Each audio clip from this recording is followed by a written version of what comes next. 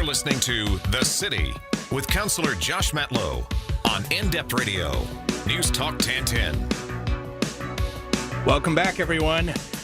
This is Josh Matlow, joined in studio by Councillor Michelle Berardinetti, member of the Budget Committee and the Executive Committee. And isn't that awesome? I love it.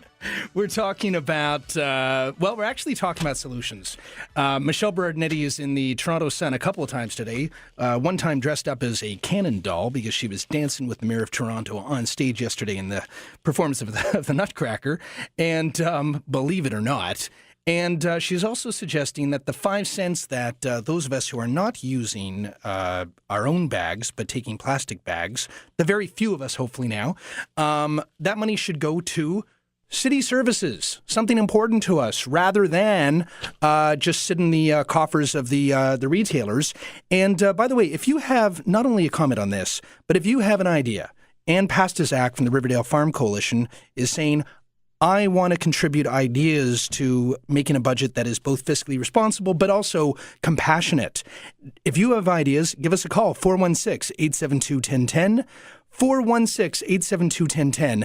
Let's not just talk about cutting. Let's talk about ways to create a budget that works for Toronto. Let's hear from Mark. Mark, welcome to the city. Hey, how are you? It's Mark Richardson. I was Speaker 185 Speaker in the 185. deputation this week. Mark, were you from the beaches? I was from the beaches, yeah. Yes. And thanks for listening to me this week. I want to save the programs at my local community centre, which is Fairmount Park Community Centre. I think council gave me a fair hearing. I think the chairman was fair to me.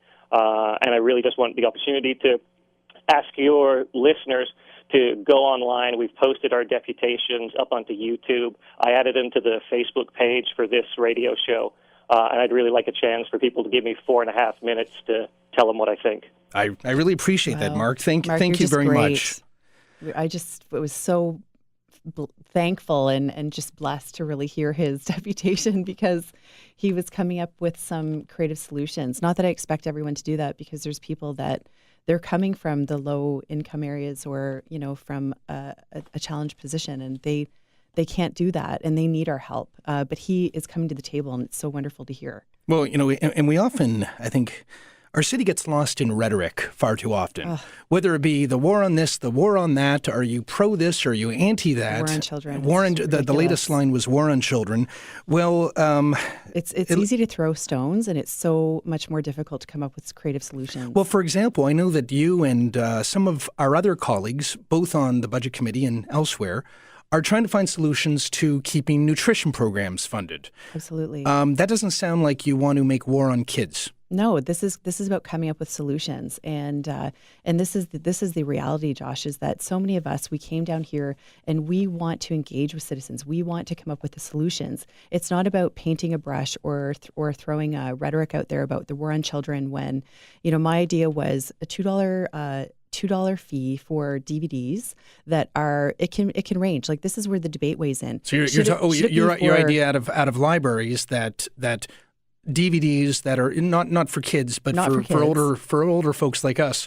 Yes, if you're making over a certain income, and there's plenty of friends that I have that go down to the library because they don't want to go to the Blockbuster and pay, which is now closed, but they don't want to pay that fee. Mm-hmm. Then they go and they get it for free, but they want to pay. Would provincial just like Mark wants to pay. Would provincial legislation, the Libraries Act, allow for that though? So that would require a change in either legislation or regulations or regulatory change. So as far as my understanding is, and I've heard some feedback on this, so would be looking to the minister on this one, the Minister of Culture, because that's where it would go. But this is the issue, is that it's over 130 years old. So should we be taking a look at it? It could be antiquated.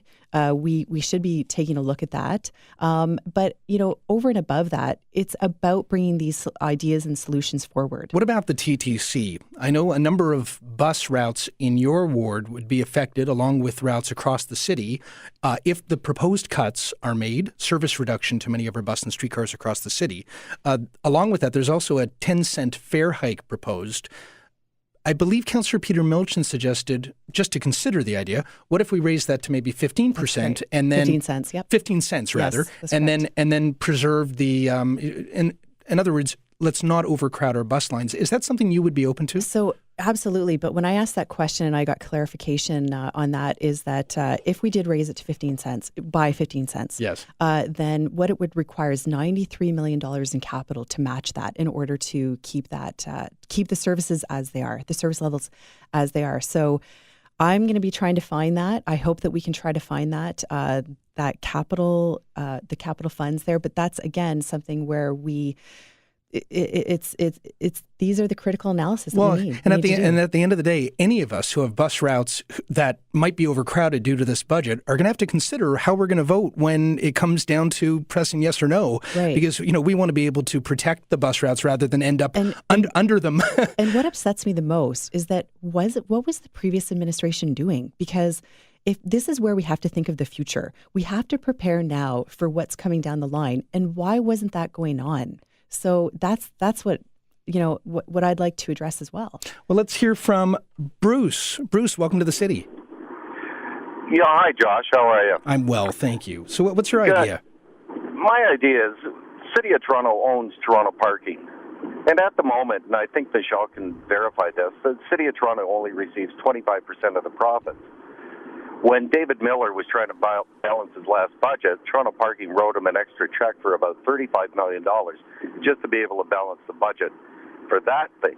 Why aren't we rewriting the deal with some of these corporations that we own to receive more of the profits that they're receiving? Okay. Thank you very much, Bruce. It's a great question, and those are the things that we need to drill down in and work with those. I know with the Toronto Parking Authority that there are some talks about how they rent out space, and so I think that's something that we should be looking at. I agree with him. It's great. Let's hear from Jeffrey. Jeffrey, welcome. Hi there. I know it would be just a token gesture, but why not increase the hen population at Riverdale Farm and sell at a premium free-range eggs? Thank you very much, Jeffrey. What do you think? Should we get in the egg business? I think it's fantastic. I know that we were speaking with, I was speaking actually with Councillor McConnell on this, and there are some ideas coming forward in that nature. And I said, you know what, you should tap into the Ontario Ag Producers. I know that they have quite a bit of money, and from my years at the province, and we should be tapping into those corporate, or let's say their lobbyist groups, and they would want to lend a hand, and that's where you can get into the naming rights and other issues. But again, I'll leave that to Anne because her group is phenomenal. They have they're very intelligent leaders that are out there, and they should be coming back to us. And we're going to leave that with them, and I'll be looking at other areas where they may not have these community groups that are surrounding them, as Paula Fletcher was saying with Bellwoods or with some other shelters in the area, where they could use some leadership from groups where they're not currently getting it from. What it sounds like is that you and many of the members of the Budget Committee are saying everything should be on the table. We've got to deal with reality, and we don't want to cut these things. We've just got to have it on the table.